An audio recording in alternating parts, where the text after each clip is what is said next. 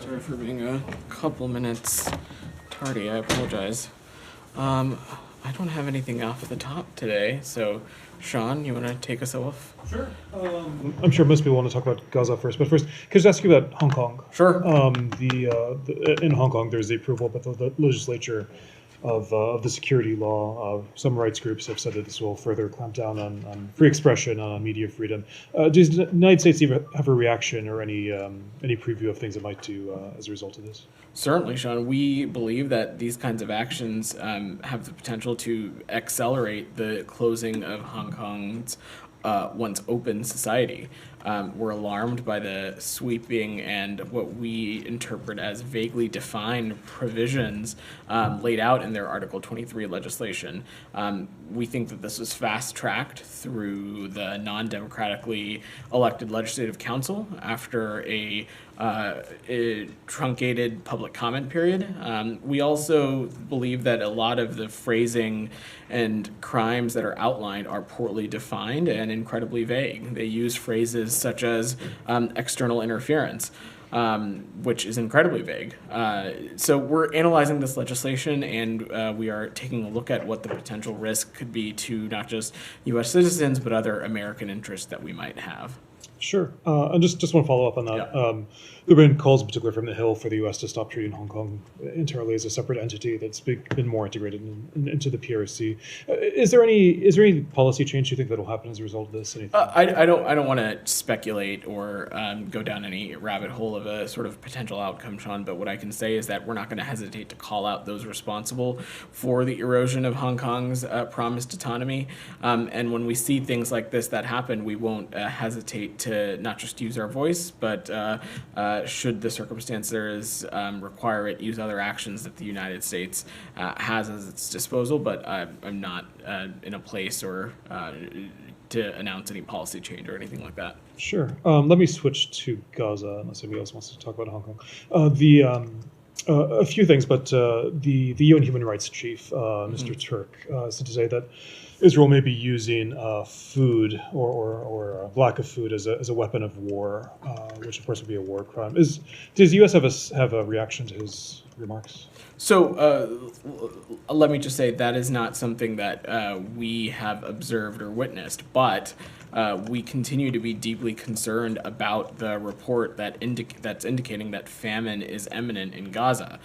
This report makes clear that the amount of aid reaching the people in Gaza is insufficient, and that more needs to be done. We need to redouble our efforts to ensure that aid can get to the places that it needs to go. Both, you heard me talk about this a little bit yesterday, via land routes, via airdrops, and this forthcoming maritime corridor as well.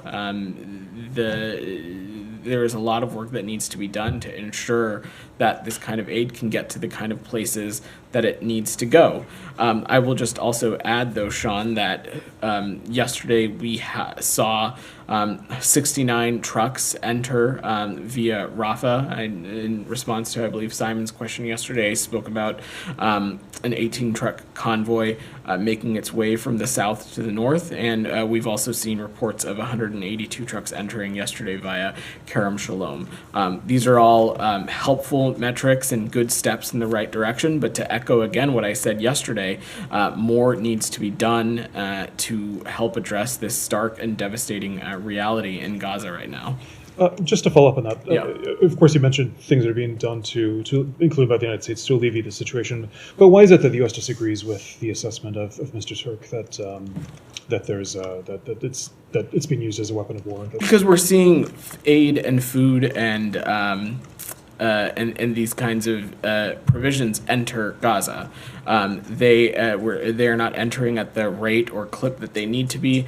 They are not entering fast enough. They are not getting to the places that they need to go. And that's why we've called for more. But I'm not in a place to offer any kind of like legal or geopolitical assessment, and it's certainly not one that we have seen or characterized. Just one more before I turn over to colleagues, but I was wondering if you have any follow-up on the conversation we had yesterday about the UNRWA chief, Mr. Lazzarini. Do you have anything more to say yesterday, so that you're basically deferring comment on it? Does the United States see anything abnormal about him not being let? So, as it relates to the specific incident, I will let the United Nations and Israel speak to that specifically. But to just say more broadly, all regional governments need to do what is necessary to enable the humanitarian response. And this, of course, includes allowing the free movement of international staff and the freedom of this movement to help with that kind of response. Commissioner General Lazzarini and UN staff, our belief is that they should be able to visit UNRWA's fields of operation, including in Gaza. And we're going to continue to work with the government of Israel to rapidly approve all requested visas for UN and NGO workers in an expeditious fashion. That actually sounds fairly specific. I mean, is there a call for Israel actually to rapidly approve Mr. Lazzarini's entry? Again, I don't want to speak to that situation in specificity because I'm not aware of the circumstances of what transpired and why he was specifically denied entry. But I will just echo again that we believe that the free movement of international workers is a key part of the humanitarian response, and Mr. Lazzarini and his staff, we believe, should be able to assess their operations. And so we're going to continue to work with the government of Israel and other appropriate interlocutors to push for that to happen. Simon? If we can come to so the call between the president and Prime Minister Netanyahu yesterday, obviously that's the White House, but this speaks to broader U.S. policy. So you've sort of talked about, it's been talked about from this podium, that the offensive in Rafah would be disastrous, and that seems to be, the warning is even made even more strongly on this call yesterday. But Prime Minister Netanyahu has said today they're determined to complete an elimination of the Hamas battalions in Rafah. There's no way to do that except by going in on the ground. So, do you have any response to basically this pushback to what U.S. government is trying to tell the Israelis? It should come as no surprise that when it comes to this, we are just squarely in a different place and have a different viewpoint than our Israeli partners. You saw National Security Advisor Sullivan speak about this a little bit yesterday. But I will also note that in this very same call, President Biden and Prime Minister Netanyahu agreed to have their teams meet, for them to meet soon here in Washington to exchange views and discuss alternative approaches that would target the key elements of Hamas, help secure the Egypt-Gaza border, and do so without a major ground operation in Rafah. We continue to feel quite strongly that such an operation in Rafah, where there are more than 1 million people seeking refuge, a region that continues to be a key conduit for the entrance of humanitarian aid, that doing something like that without a credible and clear plan, something that without a plan that also doesn't address for the various humanitarian pieces, would be a disaster. And we hope that through this mechanism, our officials will be able to discuss some of these issues in greater detail and find a path forward. And so in that mechanism, there will be, what you're saying is the US will have some suggestions of how, basically Netanyahu is saying it's not possible to do it without a ground operation. You're saying it is, so you're going to give them ideas on how to do it. I don't want to get ahead of the process here, Simon. We'll have an exchange of views with them and discuss approaches that we think are in line with our shared objective of degrading Hamas and ensuring that October 7th can no longer be repeated, while simultaneously also being cognizant, mindful, respectful of the more than 1 million people seeking refuge in Rafah, and being mindful of the important conduit that Rafah continues to be for humanitarian aid. Are you able to say when that meeting is going to be? I don't have any scheduling updates at this moment. Thank you. Camilla? Thank you. Also, just going back to what National Security Advisor Sullivan was talking about yesterday, he implied that there hasn't been a response from Israel on the president's national security memorandum. I was wondering whether you could confirm whether or not Israel has responded with a letter to that effect, and if you could give us a bit more information on the what next when they respond. As it relates to individual countries and their communications with us, as it relates to the National Security Memorandum, I will defer to those other countries to speak to those pieces. I don't want to get into those details on an internal processes from here, nor do I want to speak for other countries. But as you all recall, this was signed on February 8th, and as laid out quite clearly in the text of the National Security Memorandum, there are 45 days for countries to offer an assurance via a letter as it relates to the provision of U.S. Lethal assistance. And in that time, after receiving that assurance, the United States also, through close coordination with the interagency as well as close consultation with our relevant embassies and consulates, will take a look at that authorization, that certification that is provided to us. Can you confirm to whether or not Israel's responded? I'm just not going to speak to individual countries as it relates to an entire memorandum. Go ahead, Julian. Haiti, couple questions. Can I see if anybody else has anything on Gaza, and then I'll come back to you. Go ahead. Thank you. Just following up on what Sean was asking on the famine. You're saying you don't see that famine is imminent in Gaza. That is literally not what I said, Saeed. Okay. I think in the very first thing I said in response to Sean's question is that I just want to understand it. Maybe I couldn't hear. the question was you can actually just read the transcript if you want to see what Sean's specific question was. But let me just echo again. We are deeply concerned about the report that indicate that famine is imminent in Gaza. Right. Thank you. Because there was actually a report by Samantha Power saying that it is imminent. So I think it was glad a you press release. clarified that. I have a couple of other questions. The Wall Street Journal reported that Israel is going to expropriate or steal, as they called it, 16% of Gaza for a buffer zone. Is that something that you're aware of, or is that something that would be acceptable to the administration, considering that the administration said time and again that Gaza should not be reduced in size? That's absolutely right. You have heard me and the Secretary and Matt be very clear that there must be no reduction in territory of Gaza, that Israel needs to comply with international law and any measures it takes to defend itself, and it needs to take every feasible step to protect civilian harm. We certainly appreciate Israel's need for security, especially since October 7th, but again, let me just be very clear that there can be no reduction in territory of Gaza. So the administration would never agree to the concept of a buffer zone? That is not something that is the kind of thing that would run contrary to one of the key principles that Secretary Blinken laid out in Tokyo last fall. All right. There was also an article in the Washington Post that said that the president and the administration knew very well, early on, in a meeting on the 27th of October, that Israel was purposely targeting Palestinian civilians. Are you aware of that report? Have you seen it? I'm just not going to comment on any hearsay side.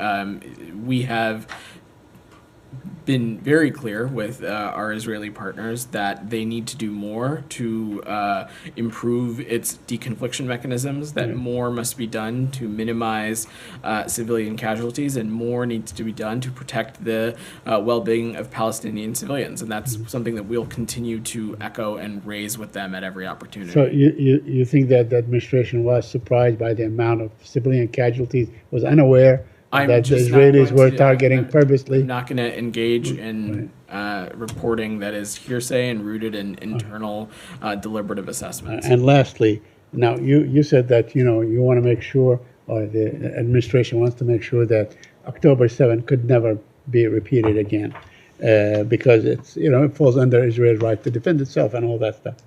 Now, we know that it's been reported in the last couple of days that the Israelis have distributed something like 100,000 pieces of small arms to settlers, to basically defend themselves. My question to you, do Palestinians have the right to defend themselves? And in what form should the Palestinians defend themselves? Are you talking about in what context are you speaking about, Saeed? I'm saying that the Palestinians are being assaulted time and time and time again. I mean, Israel attacked Gaza, unlike what many people like to think, that the whole issue began on October 7th. Israel has struck Gaza time and time again for decades before that, right? Let me just say two things, Said. When we talk about Israel having the right to defend itself and Israel having the right to security, what we're talking about is defending itself from terrorist groups like Hamas and Palestinian Islamic Jihad, who have a track record of carrying out terrorist attacks on the people of Israel as recently as, I'd point you no further than October 7th. When it comes to the expansions of settlements and activities from settlers, which we find insightful, dangerous, reckless, we have not parsed our words. I recall just a number of weeks ago in which the Secretary spoke quite clearly about our viewpoint that we find the expansion of settlements to be inconsistent with international law. We believe that these kinds of activities run contrary to Israel's security, and they run contrary to what we hope is a shared goal of a two-state solution where Israelis and Palestinians can have equal measures of justice and peace and security, and that's what we're going to continue. What about the military raid night after night? That go in with half tracks and sometimes helicopters, Apache helicopters, and so on, and even with drones and armed assaults and so on. Do they have the right to defend themselves against such military assaults? Said, what we're talking about is you're using examples of our partners in Israel conducting legitimate security operations that are in the interest of their self-defense and the interest of security. All right, anything else on Gaza? Go ahead. I promise I will get to you, Jillian. Go ahead. Thank you, Vinant. There was a Washington Post investigation published today about the killing of our freelancers, Al Jazeera freelancers in Gaza, Mustafa and Hamza, and they, Washington Post also sought the help of experts in this investigation, and they found out that the reasons the Israelis give for this, it happens on January 7th, is not consistent with evidence that they found. I don't know if you saw this report, but it shows, according to Washington Post, that there was no Israeli military presence around them, both of them. They were alone. They were conducting a story for us. And they were targeted and killed both in January 7. And I remember, I was in Tel Aviv at that time, but I remember Matt was asked here in this room about if they reached to the Israeli partners for clarification. And he said that you did. And I'm asking you here, did you hear back from them? I don't have any updates for you. First, let me just say, though, you heard me talk a little bit about this yesterday. We believe that journalists and the right to free speech needs to be protected, and especially in the situation, in the context of what's happening in Gaza, journalism is more important than ever. I will also say that we've been crystal clear that Israel needs to treat all detainees humanely and with dignity and in full accordance with international law. Go ahead. On Gaza? Yes, on Gaza. All right. Vedant, why you are talking publicly about your disagreement with the Israeli, and this is a departure from your policy, is it because you don't have any kind of leverage? What are you trying to tell us? Have you been to any State Department briefings? Yes, the I past have been, yes. Couple months? Are you sure? I mean, I'm not talking about this month. I'm talking lately. At the beginning, you were very reluctant in talking publicly about the disagreement. That's not true. That I would just respectfully disagree with the premise of your question. Dating back to October, we have been clear-eyed about a couple things. First, we have been clear-eyed that Israel has every right to defend itself, that Israel's right to security is something that we agree with. We also agree with every step must be possible. Every step must be taken to degrade Hamas, so such an event like October 7th can't be repeated. We also, when it has come to the provision of humanitarian aid, when we've talked about the protection and well-being of Palestinian civilians, and even recently, in the context of Rafah, when we have had disagreements on policy, disagreements on course of action, we've not hesitated to say those and raise those privately, But when we're asked about them in this briefing room or when the secretary takes questions from you, we've not hesitated to make our point of view from the United States of America, from the State Department, crystal clear. Just I want to clarify why I'm asking this question, because yesterday Jake Sullivan, when he was laying down the arguments why the administration doesn't support a military operation in Rafah, he said instead of stabilizing areas, they are planning. This kind of criticism didn't come publicly this way before. I'm not sure that I would interpret. I saw the National Security Advisor's comments as well. I'm not sure I would categorize those as criticisms either.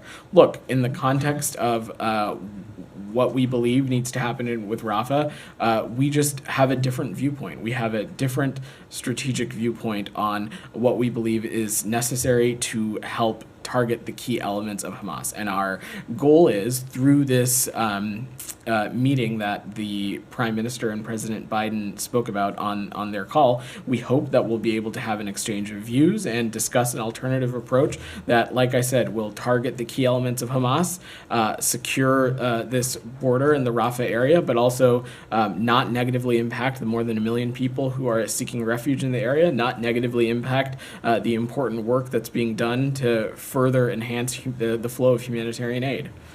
Anything else on Gaza before I go back to Jillian, who's been patiently waiting on Gaza? Okay, go ahead. 2 quick questions on Sure. the aid drops. Yeah.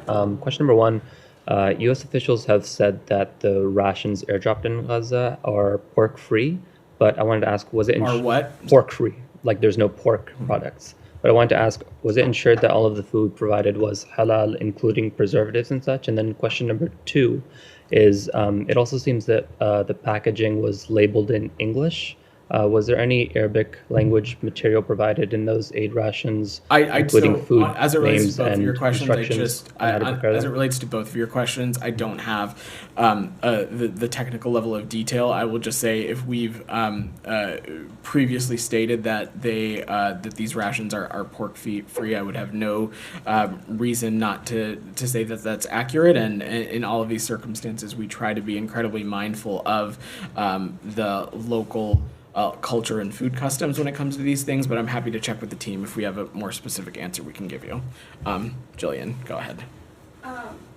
Republican of Florida, Corey Mills, saying today that his office has evacuated 23 Americans out of the capital in Haiti. Wondering if that is something that was coordinated with the State Department, if it's an action that you support. So look, we are relieved when any American citizen is able to make its way to safety. We, of course, closely coordinate with Congress on a number of issues, but I will just note that operations like these that are sort of done deviating from formal State Department operations, they can be high risk. We're talking about a country that's been a level 4 do not travel country since 2020. And so we want to make sure that we are not that actions that are taken are not further inciting additional risk or putting individuals into harm's way. But again, we find it welcome news when any American citizen makes its way to safety. I will just note, from the State Department's perspective, you're aware of the operation that was conducted over the weekend that was able to facilitate the safe departure of over 30 U.S. citizens. We continue to explore options that we have at our disposal when it comes to American citizens interested in departing Haiti from specifically the Port-au-Prince area, and we'll remain in touch with American citizens who have expressed an interest in staying in touch with the embassy and learning about options through not just our crisis intake form, but Smart Traveler and the other mechanisms we have at our disposal. Yesterday, you had said that nearly 1,000 people have registered through the portal, the website. Any update on those numbers, or Americans generally in Haiti? Let me say 2 things. First, when we talk about individual of the population of people who register. We have to remember not everyone who registers with this form or contacts us necessarily is requesting departure assistance. Some just want to stay in touch with the embassy. Some just want to see what information we have to share with them, advice on how they may be able to remain safely, and to potentially stay in touch if they choose to potentially depart in the future.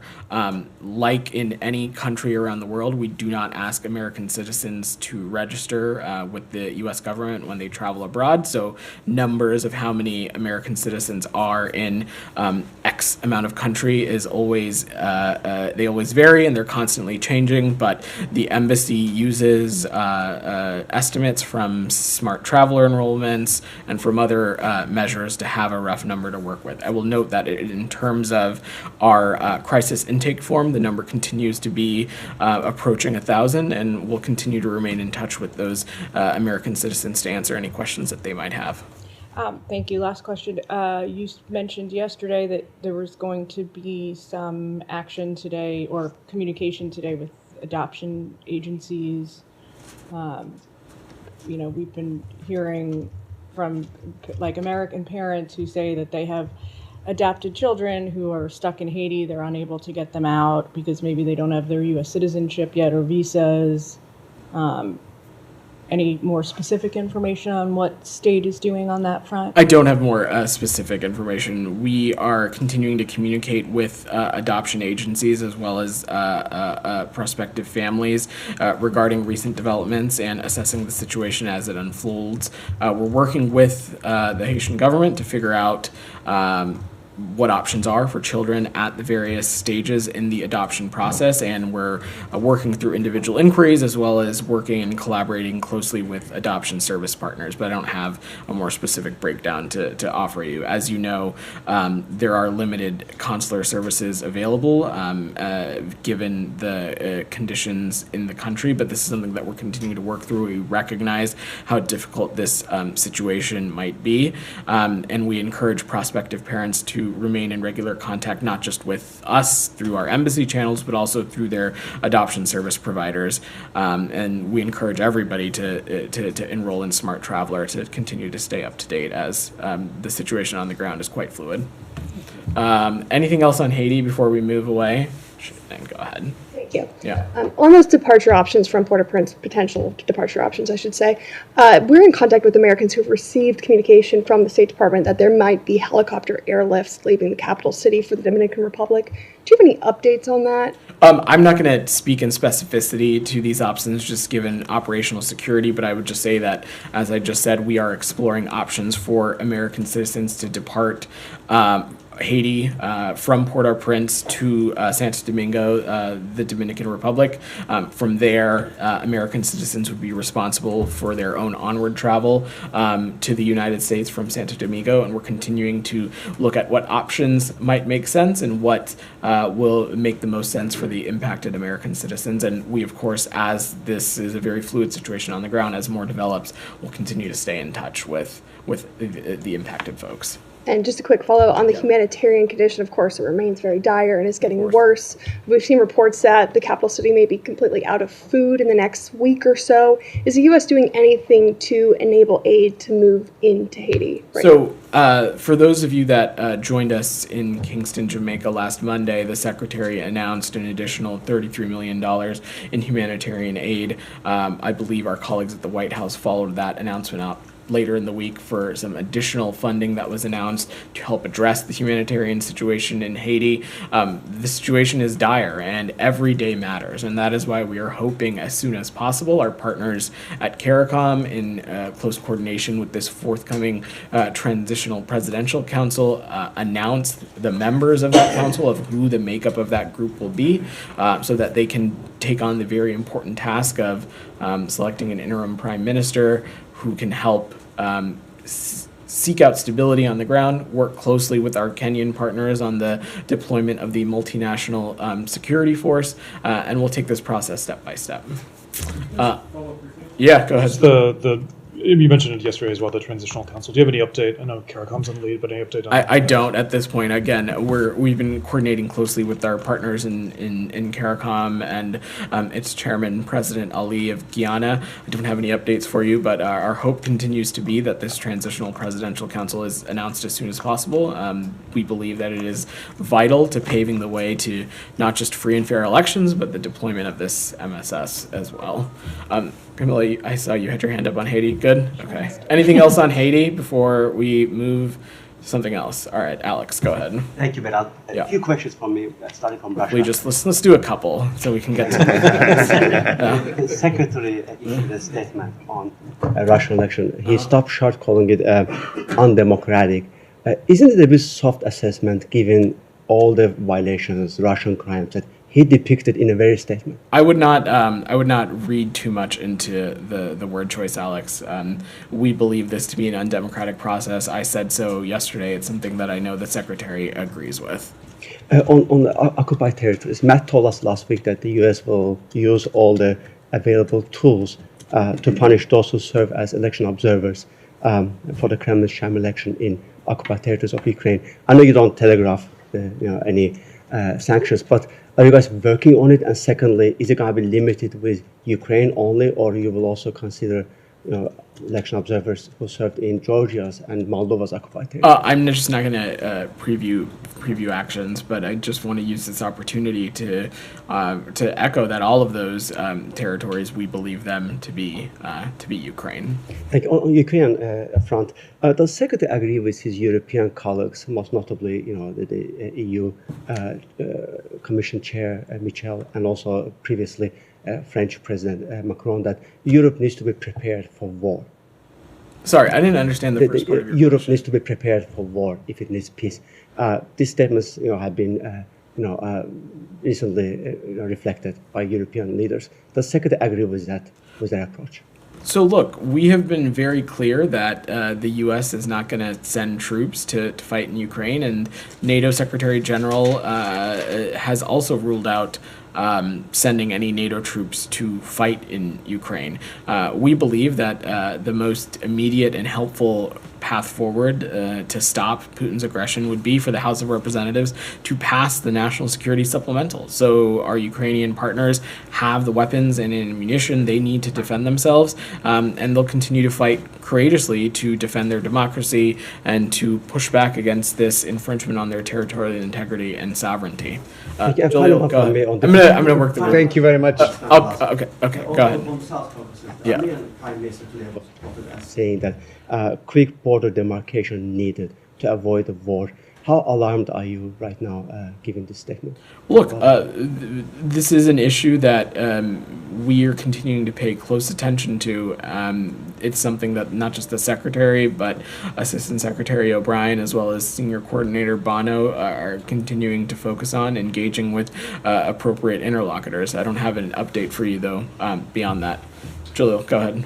Thank you, Mr. Patel. Only two questions, please. Great. One question is about these two innocent kids that just got some relief from Pakistani courts today, and the public of Pakistan believes that this administration has a big role in it.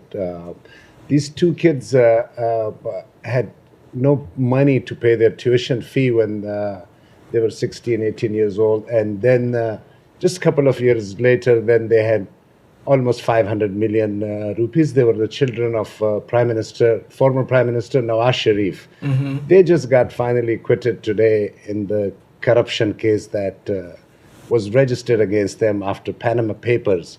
Does the U.S. not feel bad that such corrupt people are back to Pakistan to rule again? And at the same time, Ambassador Bloom is meeting the Pakistani finance minister about the economic situation of Pakistan.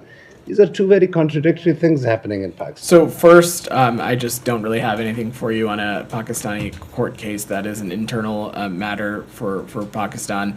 What I will say, though, is we spoke a little bit about this yesterday in discussing Ambassador Bloom's bilateral meeting with Prime Minister Sharif. There's a number of issues that I'm sure he looks forward to discussing with the finance minister, and so I will let our team in Islamabad speak more about that at its conclusion. Just Go ahead. one. No. Just one more. Go ahead. Today there is a hearing in Congress on Afghanistan. As you know, Pakistan and Afghanistan had a tussle yesterday, and I have been Which I raising spoke to.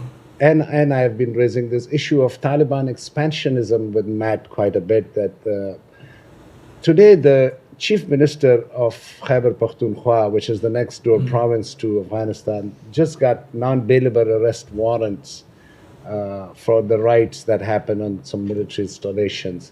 Do you think such situation is still not, this current administration is not seeing this, what is happening in Pakistan is giving a room to the Taliban expansionism in the region? Well, look, we've been very clear about the fact that we do not want Afghanistan to be or become a safe haven for terrorism. And when it comes to counterterrorism cooperation with our Pakistani partners, that's something we engage with them on quite regularly, including other important bilateral consultations with them as well. Michelle, Thanks so go much. ahead. Thanks. Yeah, Niger, do you have any updates on the talks with the authorities? I don't have any updates for you. Again, we are remaining in touch with the CNSP and seeking additional clarification of their comments, as well as discussing potential next steps. I'll just reiterate what I said yesterday, is that this was at the conclusion of a meeting with senior U.S. officials as part of a delegation who were meeting to discuss a number of areas, but also making it quite clear that we believed that the CNSP was heading down a path that we just disagree with and took a lot of issues. And on Cuba, what's your understanding of what's going on there? Did you track any demonstrations? So I spoke a little bit about this yesterday, Michelle. We are continuing to monitor the situation closely. There are protests across several cities in Cuba that were calling for electricity, food, and fundamental freedoms, and we are urging the Cuban government to refrain from violence and unjust detentions and calling on authorities to respect Cuban citizens' rights for peaceful assembly. And do you support demonstrators there? We stand with the Cuban people and continue to support their demands of human rights, freedom, prosperity, and a future for greater dignity. Go ahead. Yeah. Russian Foreign Intelligence Chief Naryshkin said today that France is preparing to deploy 2,000 troops to Odessa in Ukraine in the coming days. And there are even some media reports that France has already deployed them to Romania, and they are about to cross the border to Odessa from Romania. Do you see this move as an escalation in the conflict, and do you support it or not? Well, first, I would just say it would take anything that coming from Russian officials with a grain of salt. Secondly, this is something for our French partners to speak to. If true, I will just echo what I just said to Alex, that President Biden has been incredibly clear that the United States is not prepared to send troops to Ukraine, and that is something that the NATO Secretary General has also echoed as well. Go ahead. One more. I'm going to work the room a little bit. Go ahead. Could you please elaborate on Thomas West's trip to UAE in India? Is he meeting the Taliban officials this time? I'm happy to check with the team and get back to you. And second, tomorrow is the first day of New Year in Afghanistan, and normally schools are open for the kids. But this is third year girls are banned from school.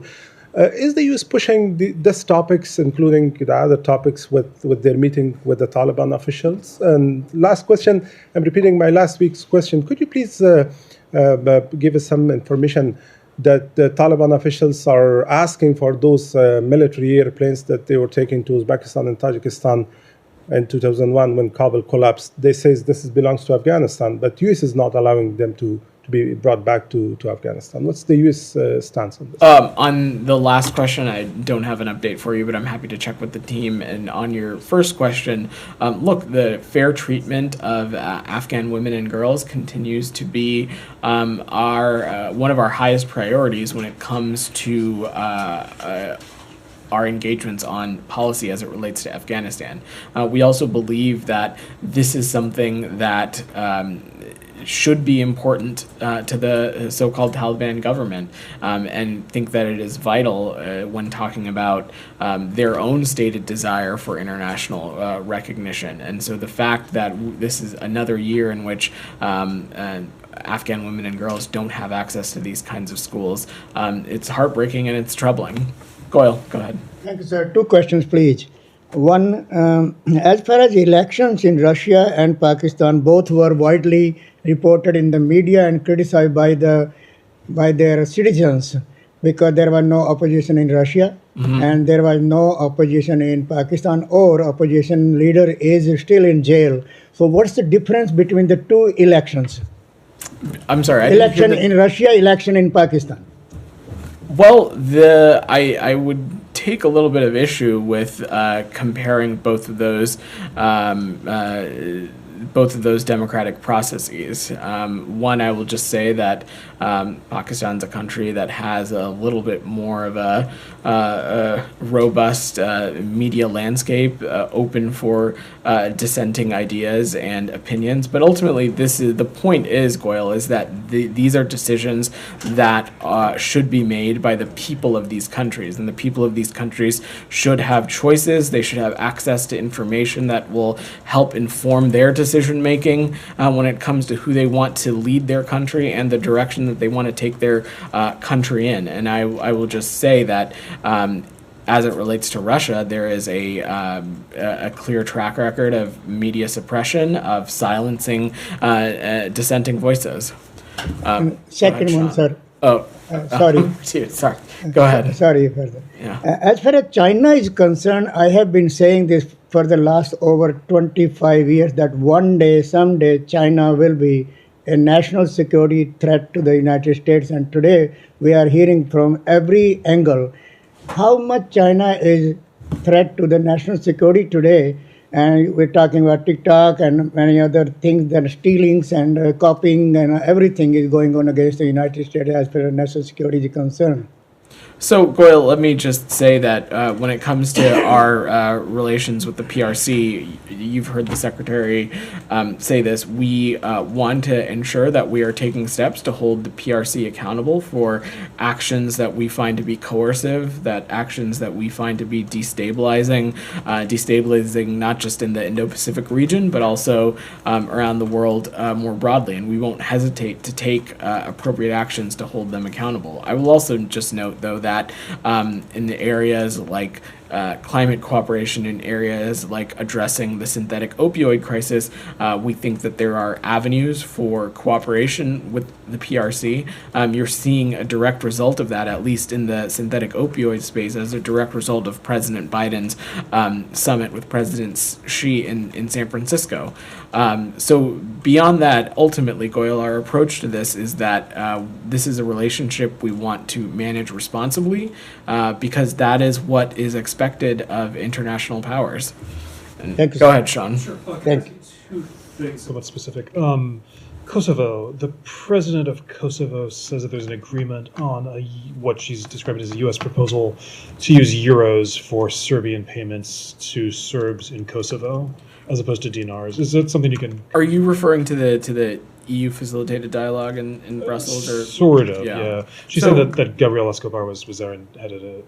So I will just say broadly, and I'm happy to check with the team on your specific question about euros, but these are talks that we welcome, and they are taking place within the framework of the EU facilitated dialogue in Brussels today, and they include a discussion of the new central bank of Kosovo's currency regulations, and we believe that these discussions should continue with urgency. The EU facilitated dialogue is the proper channel for resolving these issues related to the normalization of relations between Kosovo and Serbia. We've also been clear in expressing our concerns that this new regulation that restricts the import and use of the Serbian dinar in Kosovo. We've expressed some concerns about this, and we've also reiterated our calls to both Kosovo and Serbia to de-escalate tensions. Okay, so those concerns are continuing, with the Serbians. Exactly. It's just something completely different. Yeah.